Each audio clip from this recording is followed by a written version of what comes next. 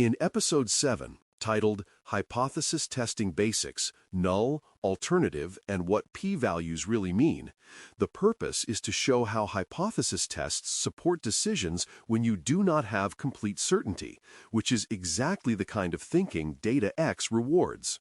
In analytics work, you often need to decide whether an observed difference is likely to be real or whether it could plausibly be noise from sampling variation.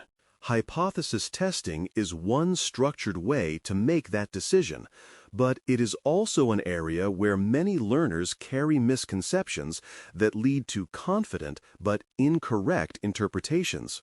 The exam is less interested in whether you can recite definitions than in whether you can interpret a result responsibly and avoid common traps like overstating significance. If you learn to treat hypothesis testing as a disciplined decision framework rather than a magical truth machine, the questions become much easier. We are going to build that framework in a way that stays practical, keeps the language clear, and makes p-values behave like a tool instead of a mystery. Before we continue, a quick note. This audio course is a companion to the DataX books. The first book is about the exam and provides detailed information on how to pass it best. The second book is a Kindle-only ebook that contains 1,000 flashcards that can be used on your mobile device or Kindle. Check them both out at cyber.author.me in the Bare Metal Study Guide series. A hypothesis test starts with two competing explanations for what you observed, and those are represented by the null hypothesis and the alternative hypothesis. The null hypothesis is usually the default explanation that nothing meaningful changed, or that any difference is due to random variation, and it serves as the baseline you are trying to challenge. The alternative hypothesis is the explanation that there is a real effect, difference, or relationship, meaning the observed pattern is not easily explained by chance alone under the null. The key is that these are not personal beliefs.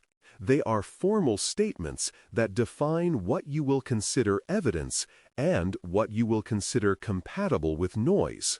Exam questions sometimes frame this as comparing a new process to an old one, a new feature to a baseline, or one group to another group, and the null is often the statement that the new thing is not better in the way that matters.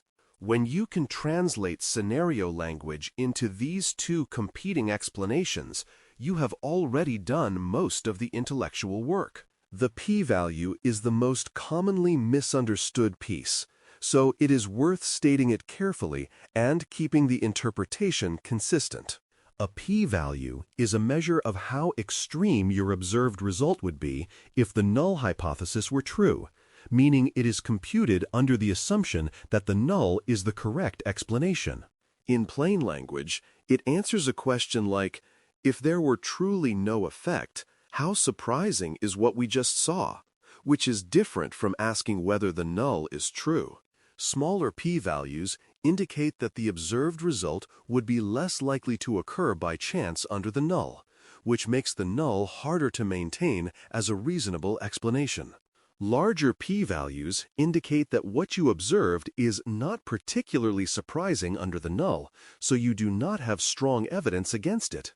The exam rewards learners who remember that the p-value is about extremeness under a null assumption, not a direct probability statement about hypotheses themselves. One of the most important practical skills is separating statistical significance from practical business importance, because the exam often tests whether you understand that these are not the same.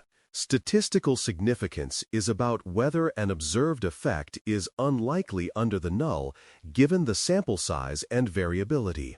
Practical importance is about whether the effect is large enough to matter for a decision, which depends on costs, benefits, risks, and real constraints. A tiny effect can be statistically significant with a large sample, while a meaningful effect can fail to reach statistical significance with a small sample, and both situations can occur in realistic scenarios. If you are asked what to recommend, The correct answer may involve acknowledging that a result is statistically significant but operationally trivial, or not statistically significant but still worth monitoring or retesting with more data. The exam is not asking you to worship p-values, but to use them responsibly alongside context and decision impact. When you treat significance as one input rather than the final verdict, you align with the professional reasoning the exam is trying to measure. Scenario language also guides whether a one-tailed or two-tailed test is appropriate, and you want to be able to infer that from what the question implies about direction. A one-tailed test is used when the alternative hypothesis is directional, such as testing whether a new method increases performance or reduces error, and you would not treat an effect in the opposite direction as supporting your claim. A two-tailed test is used when you care about differences in either direction, such as testing whether two groups differ without committing to which group might be higher or lower. On exams, learners sometimes default to one-tailed thinking because it sounds more targeted, but the correct choice depends on whether the scenario truly justifies focusing on one direction. If the prompt uses language like improves or reduces, that can imply direction, but you still want to be cautious about whether the decision would change if the effect went the other way. DataX rewards careful alignment between the claim being tested and the test structure, because that alignment reflects disciplined thinking rather than convenience. Alpha is the threshold you set for deciding when a p-value is small enough to reject the null, and it represents your risk tolerance for false alarms. A false alarm in this context is a type 1 error, which happens when you reject the null even though it is true, meaning you claim an effect that does not really exist.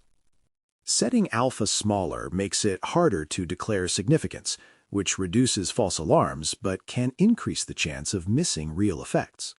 Setting alpha larger makes it easier to declare significance, which increases sensitivity but also increases false alarms. The exam may frame this as balancing caution versus responsiveness, or as deciding how much evidence is required before acting.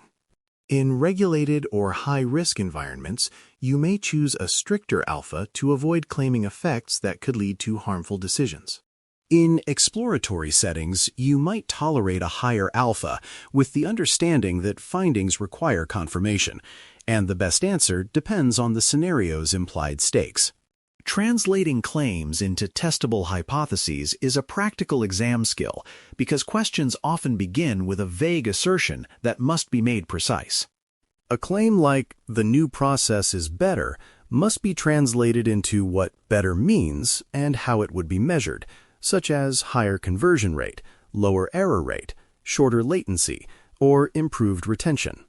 Once that measurable outcome is identified, you can express a null hypothesis like there is no difference in the measured outcome between the two conditions, and an alternative hypothesis like there is a difference, or the new condition improves the outcome. The exam rewards the learner who can do this quickly because it shows you understand how testing connects to measurement. It also prevents you from testing the wrong thing, which is a surprisingly common failure mode when people chase significance without clarifying the question. When you can state the hypotheses clearly, the rest of the reasoning becomes much more straightforward. Matching data type to a test family is another exam-level skill, and the main distinction you need to hold is categorical versus numeric. Categorical outcomes are counts, proportions, or categories, such as pass versus fail, click versus no click, or group membership, which often lead to tests that compare proportions or association. Numeric outcomes are measured values like time, cost, or score, which often lead to tests that compare means or distributions under certain assumptions. The exam typically does not demand that you compute test statistics, but it does expect you to recognize which kind of test structure is appropriate given the type of data and the claim being tested.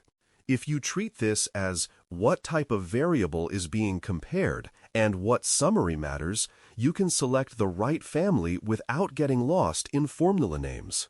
Distractors often involve applying a numeric comparison mindset to categorical data or treating categories as if they had meaningful numeric spacing, and those misalignments are exactly what you want to avoid. Every test has assumptions, and exam questions may ask you to recognize them in conceptual form, especially independence and distribution requirements. Independence means that observations are not influencing each other in ways that would distort the variability assumptions of the test, which can be violated in time series, repeated measures, or clustered sampling. Distribution assumptions appear when a test expects certain shapes or variance behavior, and while you may not need to prove a distribution, you should recognize when the scenario hints that assumptions might be questionable. If a dataset is heavily skewed, has extreme outliers, or comes from a process with changing behavior, naive assumptions can lead to misleading p-values. The exam rewards the mindset that checks whether the test conditions make sense before trusting the output, because that is a form of professional caution. When you see scenario cues that suggest dependence or non-standard distributions, the best answer often involves validating assumptions or choosing a more appropriate approach, rather than blindly running a test.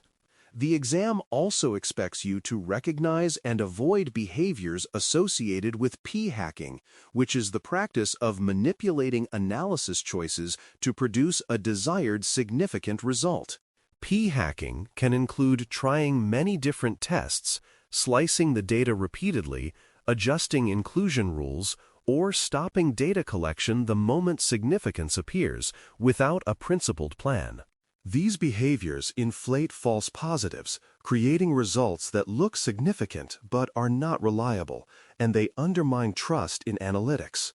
In scenario terms, p-hacking often shows up as a team repeatedly rerunning analyses until they get the answer they want, or as making unplanned changes to hypotheses after seeing the data. The best exam answers typically emphasize predefining hypotheses, limiting analysis flexibility, and treating exploratory findings as candidates for confirmation rather than as final proof.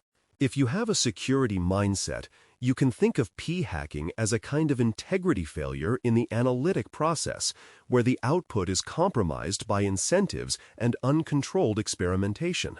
DataX rewards learners who protect analytic integrity by keeping their testing process disciplined.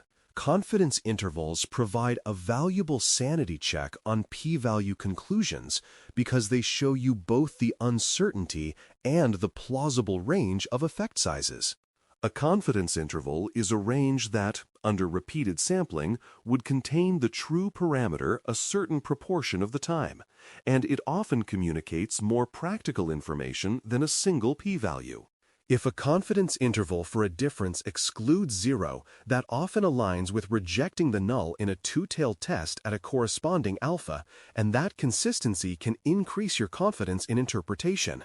More importantly, the width of the interval tells you whether the estimate is precise enough to support a decision, because a wide interval suggests high uncertainty even if the p-value is small. The exam may present a scenario where significance is achieved, but the interval suggests a small or highly uncertain effect, and the best answer acknowledges that nuance. When you use confidence intervals as a check, you avoid the trap of treating significance as the end of reasoning rather than the beginning of responsible interpretation. Multiple comparisons introduce another risk, because when you run many tests, some will appear significant by chance, even if all null hypotheses are true. The exam may not use the phrase multiple comparisons, but it may describe testing many features, many segments, or many outcomes, which is effectively the same situation. In those cases, you must control false discovery risks, meaning you account for the increased chance of false positives when multiple hypotheses are evaluated. The correct reasoning is often that you should adjust your approach, limit the number of tests, use procedures that control false discovery rate, or treat findings as exploratory until confirmed. A common distractor is to celebrate a significant result found among many tests without acknowledging that it could easily be a chance artifact. DataX rewards the learner who recognizes that more testing increases the probability of false alarms, unless the process includes controls. This is another example of the exam favoring integrity and disciplined judgment over opportunistic results. A reliable memory anchor is that a p-value is not the probability that the null hypothesis is true, and holding that line will keep your interpretations aligned with what the exam expects. The p-value assumes the null and then measures how extreme the data looks under that assumption, which means it cannot directly tell you the probability of the null itself. Learners often say, incorrectly, that a p-value of 0.05 means there is a 5% chance the null is true, and that is not what it means. Instead, it means that if the null were true, results at least as extreme as the observed one would occur about 5% of the time under the test's model assumptions. That is a subtle difference, but it is exactly the subtlety that exam writers target because it separates memorization from understanding. If you keep the anchor in mind, you will interpret results more cautiously, and you will choose answers that reflect correct statistical reasoning. To conclude Episode 7, it is helpful to say the decision rule aloud and then apply it once, because speaking the rule forces you to keep the logic clean. The decision rule is that you compare the p-value to alpha, and if the p-value is less than or equal to alpha, you reject the null hypothesis, while if it is greater than alpha, you fail to reject the null. You then interpret that result in context by considering effect size, confidence intervals, assumptions, and practical importance rather than declaring victory based solely on significance. Apply the rule once to a simple scenario by stating the null and alternative, identifying whether direction matters, naming alpha as the false alarm tolerance, and then stating what a small or large p-value would imply. When you practice that flow, you are training the same reasoning the exam rewards, which is structured decision-making under uncertainty. Keep the focus on interpretation and integrity, because those are the skills that turn hypothesis testing into a professional tool instead of a source of confusion. Thanks for listening. For more audio courses, daily newsletters, and more, please visit DailyCyber.News.